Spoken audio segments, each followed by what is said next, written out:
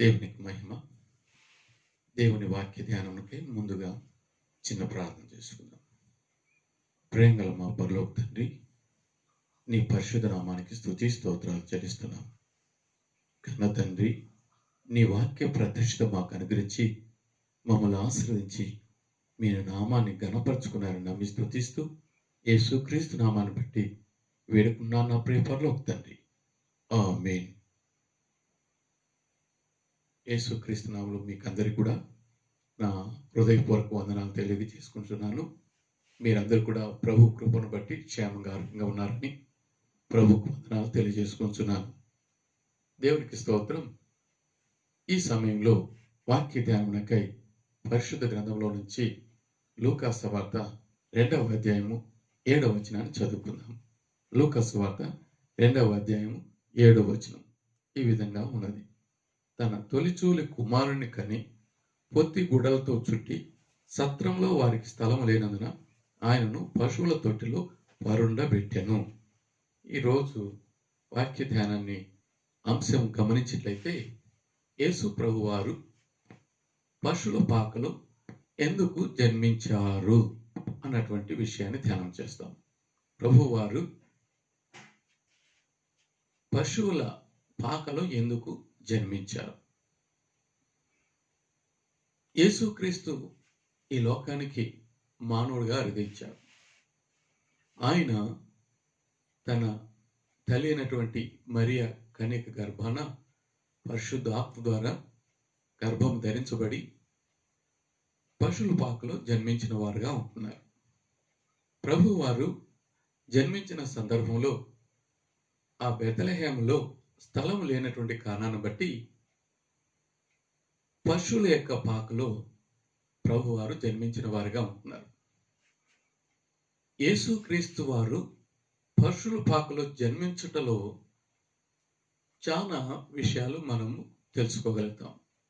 ముఖ్యంగా ఒకటి గమనించినట్లయితే, మానవుల యొక్క జీవితము ఎలా ఉన్నదంటే పశువులాగా ప్రవర్తించేవారుగా ఉంటున్నారు. కొన్ని సందర్భాల్లో మనం చూస్తాము. కొంతమందిని మనం ఏమైనా మాట్లాడేటప్పుడు సరిగా ప్రవర్తించలేకపోతే, బుద్ధిహీనులుగా ప్రవర్తిస్తే నువ్వు మనిషివా పశువా అంటారు.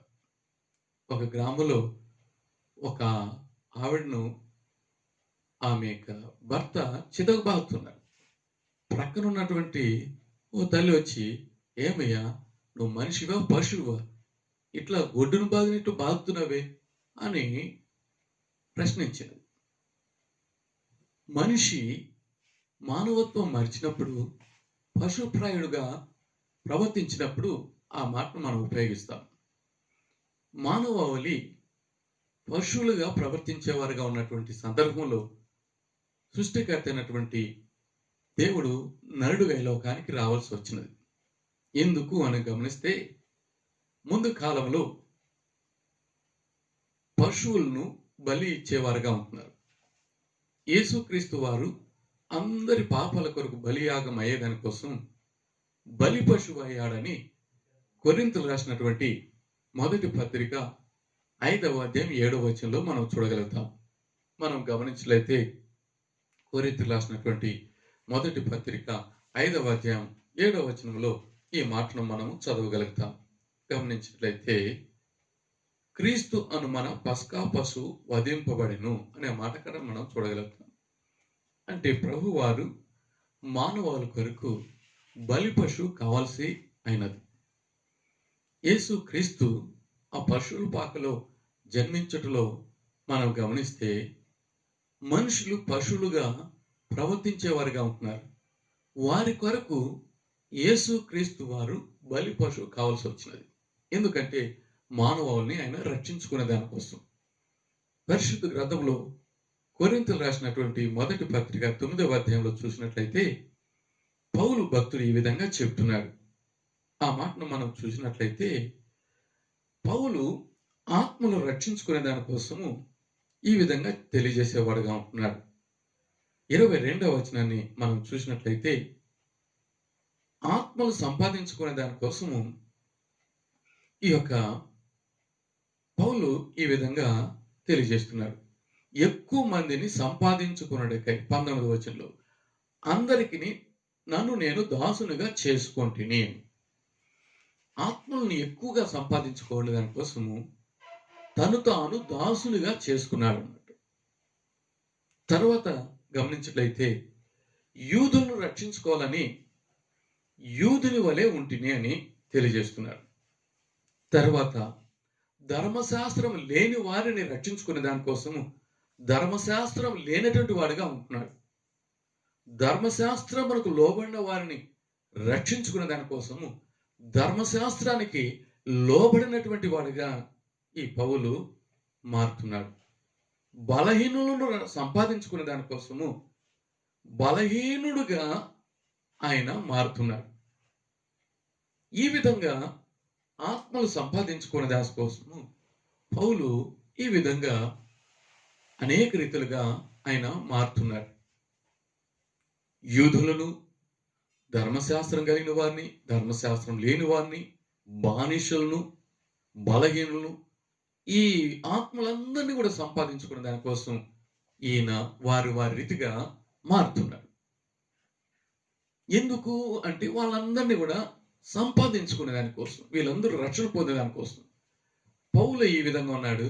మరి పరమ తండ్రి కూడా అదే రీతిగా మానవాళ్ళని రక్షించుకునే దానికోసం మానవుడిగా ఈ లోకానికి రావాల్సి వచ్చినది.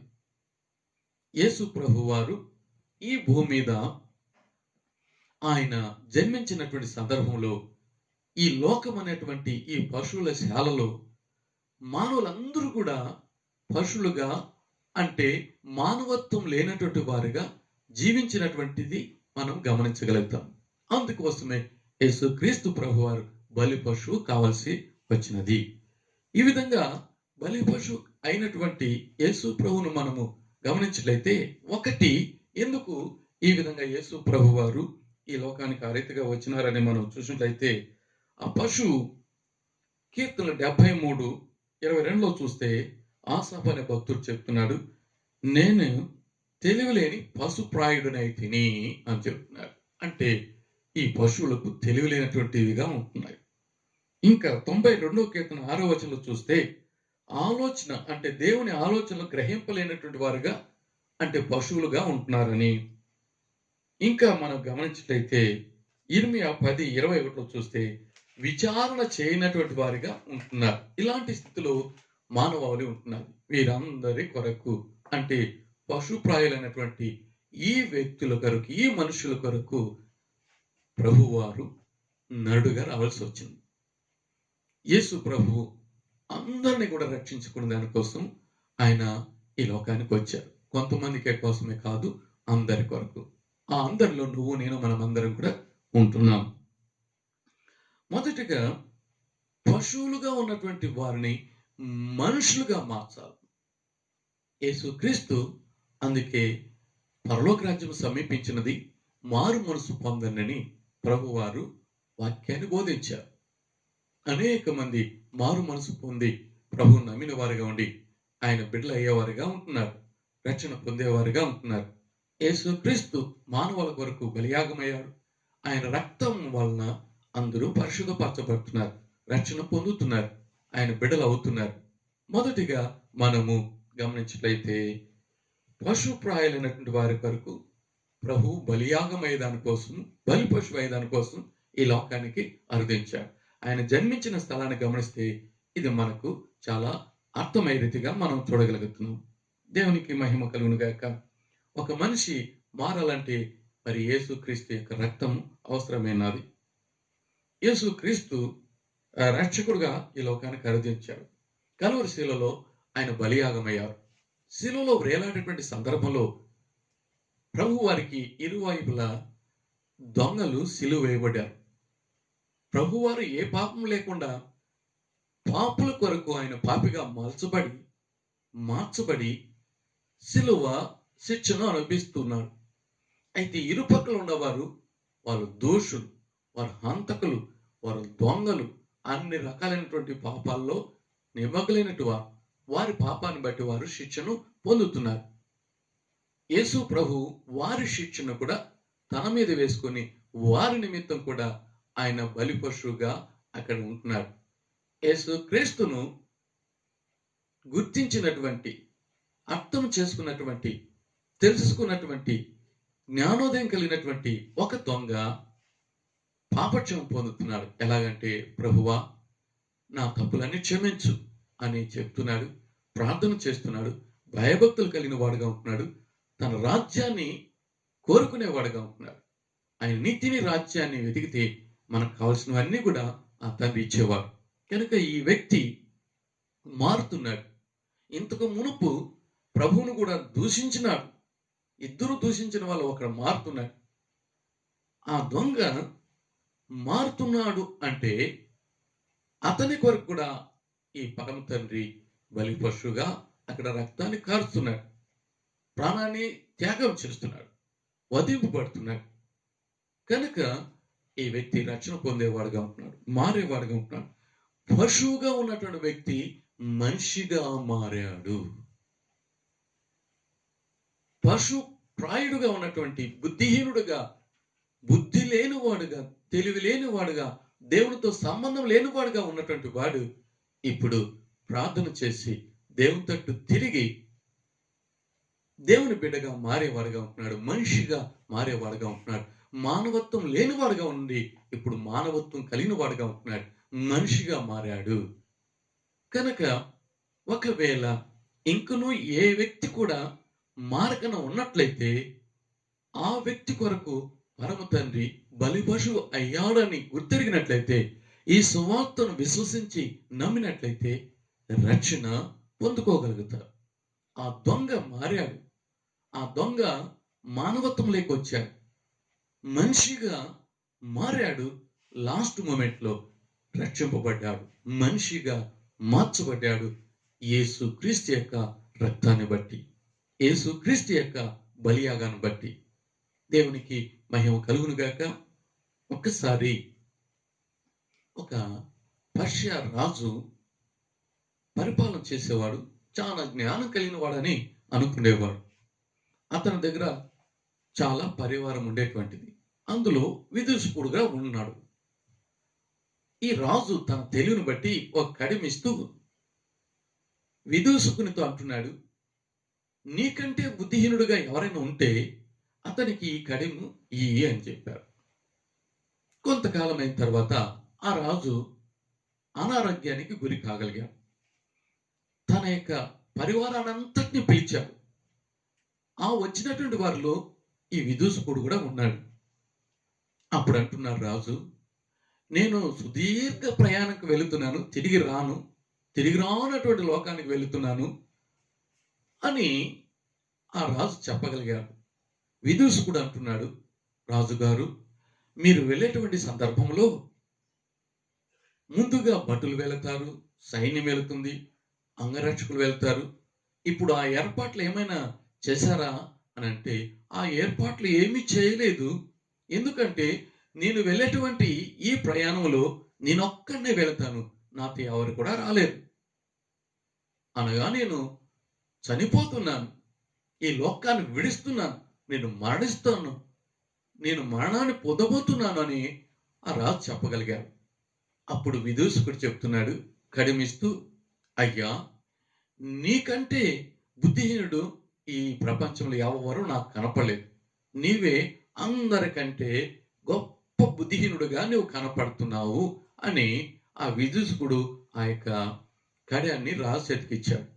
ఎందుకు అంటే, నీవు ఎంతో దూరం వెళ్ళబోతున్నావు, ఎక్కడికి వెళుతున్నావు నీకు తెలియకుండానే ప్రయాణం చేస్తున్నావు.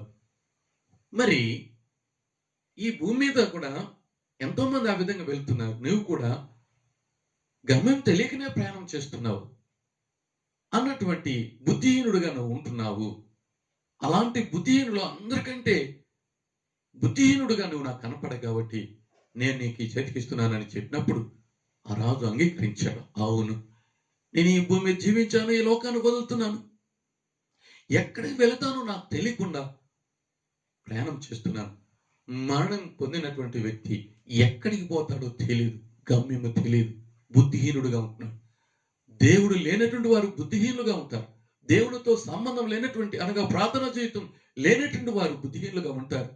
దేవుని మాటలను గ్రహింపలేని వారు బుద్ధిహీనులుగా ఉంటారు. ఒకవేళ ఈ స్థితిలో ఎవరైనా ఉంటే బుద్ధి కలిగిన వారిగా ఉండేదాని కోసం, జ్ఞానోదయం కలిగేదాని కోసం పరిశుద్ధాత్మ దేవుడు కృపను అనుగ్రహింప చేయునుగాక.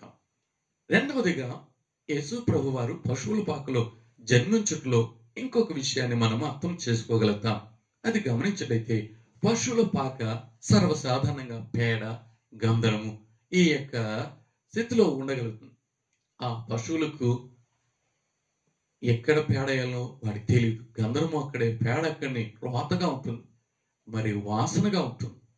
మనుషులు వచ్చి దాన్ని క్లీన్ చేస్తేనే, వేరే వాళ్ళు వచ్చి దాన్ని క్లీన్ చేస్తేనే తప్ప అక్కడ నీట్గా ఉండదు. అలాంటి దుర్గంధం ఉంటుంది, చెడు వాసన ఉంటుంది. అక్కడే అన్ని కార్యాలు అవి చేసుకుంటాయి. అక్కడ క్లీన్ చేయకపోతే చాలా మరి దుర్వాసన ఉంటుంది. అట్లనే మానవుని జీవితం కూడా చెడు వాసనతో ఉంటున్నది, మరణపు వాసనతో ఉన్నది. ఈ మరణపు వాసన తీసివేసే దానికోసం, అనగా పరిశుద్ధతను కలిగించే దానికోసం ఆ పరమ తండ్రి పరిశుద్ధుడిగా ఈ లోకానికి వచ్చాడు. మానవుని యొక్క స్థితి ఈ దుర్గంధముతో ఉన్నది, చెడు వాసనతో ఉన్నది, మరణపు వాసనతో ఉన్నది అన్నటువంటి విషయాన్ని తెలియజేసే స్థితిని అక్కడ ప్రభువారి ద్వారా మనం తెలుసుకోగలుగుతాం.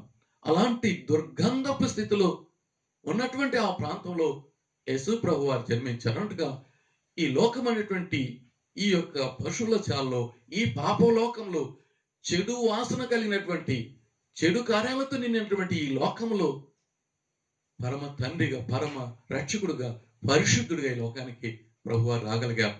అందుకే ప్రభువారు చెప్పారు, నేను పరిశుద్ధుని, మీరు కూడా పరిశుద్ధులుగా ఉండాలని ఆయన కోరుకున్నారు. నేను పరిశుద్ధుడు కనుక మీరును కూడా పరిశుద్ధులుగా ఉండి అని చెప్తున్నాడు. ఆయన తన రక్తాన్ని కార్చాడు పరిశుద్ధపరచడానికి. ఆయన తన బలియాగాన్ని బట్టి మనల్ని శుద్ధి చేసేవాడిగా ఉంటున్నాడు. యేసుక్రీస్తు రక్తము సర్వ పాపాలను పరిహరిస్తుంది, కడిగివేస్తుంది, శుద్ధి చేస్తుంది. పాపాలు ఒప్పుకొని విడిచిపెడితే మన పాపాలను దేవుడు కడిగేవాడుగా ఉంటున్నాడు, నూతన బిడ్డలుగా మార్చేవాడుగా ఉంటున్నాడు. కనుక అలాంటి నూతనత్వాన్ని, పరిశుద్ధతను పరిశుద్ధాత్మ దేవుడు మనకు అనుగ్రహింప చేయనుగాక. పరిశుద్ధులుగా ఉండేదాని కోసం పరిశుద్ధాత్మను దేవుడు మనలో ఉంచి పరిశుద్ధులుగా జీవించేటట్లుగా దేవుడు కృపను అనుగ్రహించేవాడుగా ఉంటున్నాడు. ఒకసారి పరిశుద్ధుడు అన్నటువంటి ఒక పేరు కలిగినటువంటి ఒక వృద్ధ తండ్రి తన కుమారుని ఎంతగానో పెంచి పెద్ద చేసి, ఎంతో కష్టం వలన పెద్ద చదువు చదివించి మంచి ఉద్యోగం వచ్చేటట్లుగా తండ్రి ప్రయాసపడ్డాడు. ఆ ప్రయాసను బట్టి కుమారుడు టౌన్లో ఉద్యోగం చేస్తున్నాడు. అతనికి వివాహం కలిగినది. అతనికి 4 సంవత్సరాల వయసు కలిగినటువంటి కుమారుడు కూడా ఉన్నాడు, కొడుకు. అనగా ఆ వృద్ధ తండ్రికి మనవడు కావాలి. ఈ వృద్ధాప్యలో తను ఒంటరిగా ఉంటే కష్టం కనుక తన ప్రియమైనటువంటి కుమారుని దగ్గర నివాసం చేద్దాము అని టౌన్కు వచ్చాడు. టౌన్కు వచ్చిన సందర్భంలో ఇంట్లో ఉన్నటువంటి ఆ యొక్క వృద్ధ తండ్రి వృద్ధాప్యలో అతని శరీరము చాలా వణుకుతూ ఉండేటువంటిది. కోడలు భోజనం పెట్టినప్పుడు ఆ వణుకుతూ వణుకుతూ భోజనం చేసేటువంటి వృద్ధ తండ్రి కొంత అన్నం కింద పడిపోయేటువంటిది. కోడలు ఎంతగానో కోపగించుకునేవాడిది, కుమారుడు ఎంతగానో కోపగించుకునేవారు, ఎంతగానో దూషించేవారు, చెడు మాటలు మాట్లాడేవారు. ఆ ఇల్లు అంతా కూడా చాలా భయంకరమైనటువంటి ఇల్లుగా ఉండేటువంటిది. ఆ మాటలు వినాలంటే కూడా అసహ్యం కలిగించేటువంటి మాటలు వాళ్ళు మాట్లాడేవారు. ఆఖరికి వారు ప్లాన్ వేశారు. ఈ వృద్ధుడు తినేటువంటి సమయంలో ఆహారానంతా కింద వేసుకుంటున్నాడు అనేసి ఆ యొక్క ఒక స్టూల్కే ఒక ప్లేట్ మాదిరిగా అరేంజ్ చేశారు, చెక్క ప్లేటు. దాంట్లో భోజనం పెట్టి దాంట్లో ఏమేమి వేయాలో అంతా కూడా వేసేవారు. ఒకరోజు మనవడు చూశాడు, 4 సంవత్సరాల వయసులో ఉన్నటువంటి వాడు. అతడు ఓహో మా తల్లిదండ్రులు ఈ విధంగా చేస్తున్నారనేసి అతడు ఏం చేసినాడంటే ఒక మరి కొడవలి కొన్ని పరికరాలు తీసుకొని ఏదో వస్తువులు తయారు చేస్తున్నాడు. అమ్మ నాన్నలు చూశారు, ఏంది బాబు ఏం తయారు చేస్తున్నావు అంటే, ఏమీ లేదు, ఇప్పుడు మా తాతగారికి మీరు ప్లేట్లు మరి స్పెషల్ ప్లేట్ తయారు చేశారు కదా, మీకు కూడా నేను తయారు చేస్తున్నాను. ఏమిటి అంటే, మీరు కూడా ఒక రోజుకు ముసలివారు అవుతారు, అప్పుడు నాకు మరి కష్టం లేకుండా ఇప్పుడే నేను తయారు చేస్తున్నానని చెప్పారు. చిన్నవాని యొక్క మాటలు వారి గుండెల్లో బ్రద్దలు చేశాయి. వారి మనోనేత్రాలు తెరిపించాయి. అప్పుడు వారు పశ్చాత్తాపడ్డారు. అయ్యో, ఈ వృద్ధునికి ఈ విధంగా మేము బాధ కలిగించాం, కష్టం కలిగించాం.